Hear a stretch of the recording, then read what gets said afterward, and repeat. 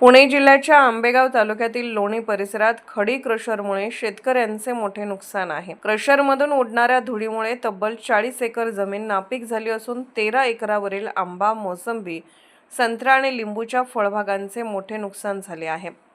लोणी परिसरातील शेतकऱ्यांवर गेल्या काही वर्षांपासून मोठे संकट ओढवले आहे। परिसरात सुरू असलेल्या खडी क्रशरमधून मोठ्या प्रमाणावर उडणाऱ्या धुळीमुळे शेतीचे मोठे नुकसान होत असल्याचा आरोप शेतकऱ्यांनी केला आहे। या धुळीमुळे तब्बल 40 एकर जमीन नापीक झाली आहे, तर 13 एकरावरील सुखदेव आढाव यांच्या फळबागा उद्ध्वस्त झाल्या आहेत। या प्रकरणात धक्कादायक बाब म्हणजे संबंधित क्रशर मालकाने लोणी ग्रामपंचायतीचा ग्रामसभेचा खोटा ठराव जोडून खनिकर्म विभागाची परवानगी घेतल्याचा आरोप शेतकऱ्यांनी केला आहे।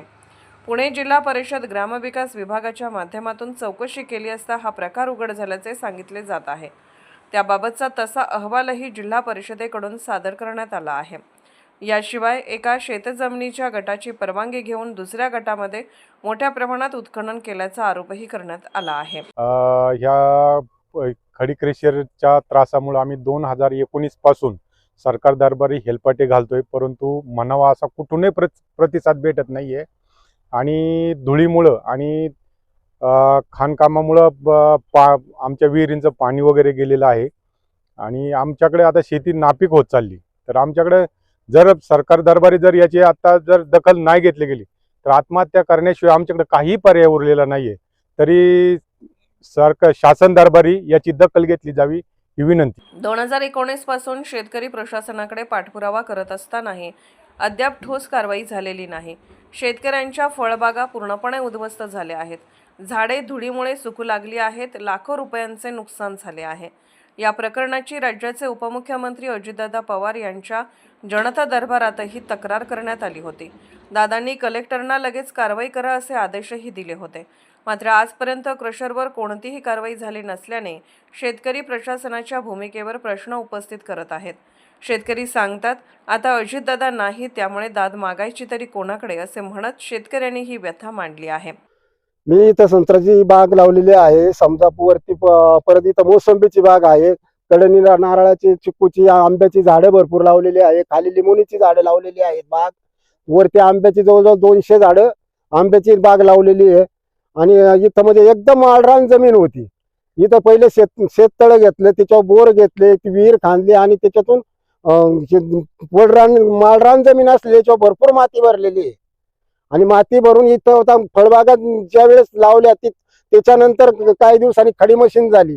आता पूर्ण शेती आहे, म्हणजे कसं का 1 महिन्याच्या आत खाली पांढरी होती आणि खूप मोठं नुकसान, म्हणजे झाडे सुद्धा वाढत नाही। आम्ही वेळोवेळी तक्रारी दिलेल्या आहेत खडी मशीनीविषयी, आणि तरी काय आमच्या म्हणजे ही खडी मशीन बंद करा, ही बेकायदेशीर आहे। मग समजा ग्रामपंचायतचं दाखले बोगस आहे, ते सगळं सिद्ध झालेलं आहे।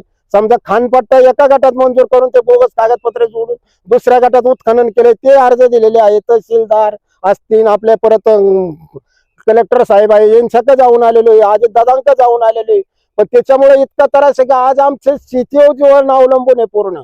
आणि आज आमचं तोंड म्हणजे याला ज्याच्यातून 4 पैसे उत्पन्न भेटेल शेतीतून, ते करत असताना म्हणजे याच्या धुळीमुळं इथं रानात आलं का एकदम असं म्हणजे रडावं वाटतं, म्हणजे कसं पाहिलं का इतकं दुःख होते का ही झाडे वाढत नाही। काय आंब्याची सुद्धा खूप झाडे जळालेली आहे।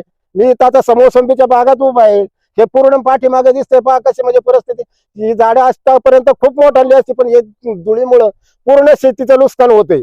बाग नष्ट होण्याच्या मार्गावरती आहे। आम्हाला शेती सोडून काही दुसरा पर्याय नाही। आमच्या उपस्पर इथं जर माल केला तर तो वाढत नाही, किंवा पूर्ण गुरं सुद्धा चारा खाती नाही।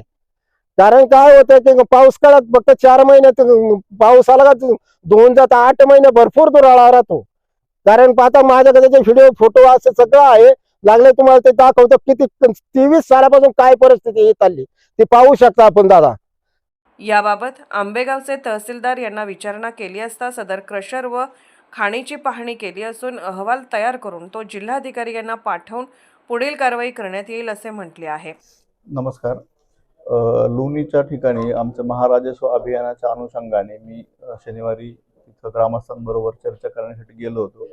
तिथं प्रथमतः मला समजले की तिथं ग्रामस्थांचा एक जे खाण आहे त्याला विरोध आहे। तर मी तिथले ग्रामस्थ आणि जे शेतकरी आढावा म्हणून आहेत यांच्या सर्वांच्या समवेत आपण ज्या स्पॉट आहे जो शेतकरी आहे त्या स्थानी स्थळ पाहणी केली आणि त्याच्या अनुषंगाने मी ग्रामपंचायत आणि सर्व जे ग्रामस्थ आहेत त्यांना पण म्हणलं की जो काय आपला अर्ज असेल तो अर्ज आमच्याकडे येऊ द्या आणि स्थळ पाहणीच्या अनुषंगाने माननीय जिल्हाधिकारी महोदय इकडचं जे कार्यालय आहे इकडं आपण त्या अनुषंगाने तो जो रिपोर्ट आहे त्याचा रिपोर्ट पाठवून त्याच्या अनुषंगाने ते पुढची मग काय असेल त्यानुसार कारवाई होईल आपण तो रिपोर्ट वरिष्ठ कार्यालयाला सादर करूया.